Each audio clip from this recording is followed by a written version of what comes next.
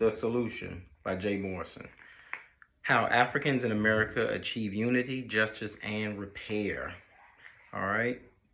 Morrison breaks down, the solution as far as what's the solution now. He used examples that Malcolm X went over years ago, taught by Malcolm X, Farad Muhammad, Elijah Muhammad, and how those examples of solutions that Malcolm X talked about then can help us now. So he had to go into the past, break a lot of things down. He went into a brief history into the past.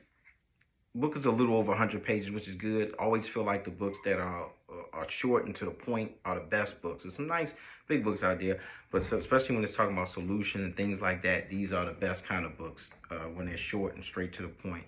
He talked about like drawing a line, far as in the sand, far as with our people, because everybody's just not going to make it. Everybody's just not going to be a part of it, and that's fine.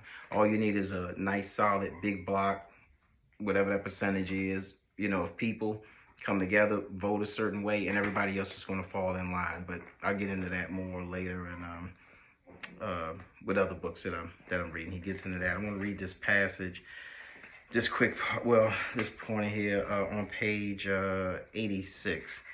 All right, so he goes into the political aspect of it. This is what Malcolm X was saying in the Ballad of the Bullet. I'm just going to read this passage out of the Ballad of the Bullet, but he has it in his book. I thought it was really good and worth mentioning.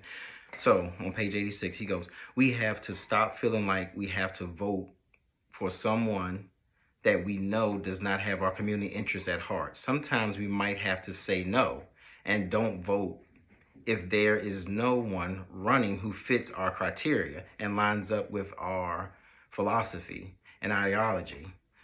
Let me tell you why.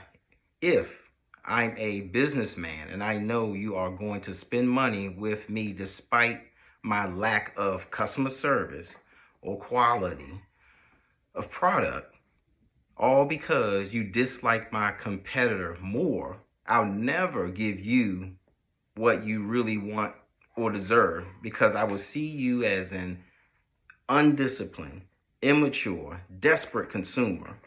You have no leverage." So, and this is what Malcolm X said in the Ballad of the Bullet, okay? And he put it here, and this couldn't be more true now.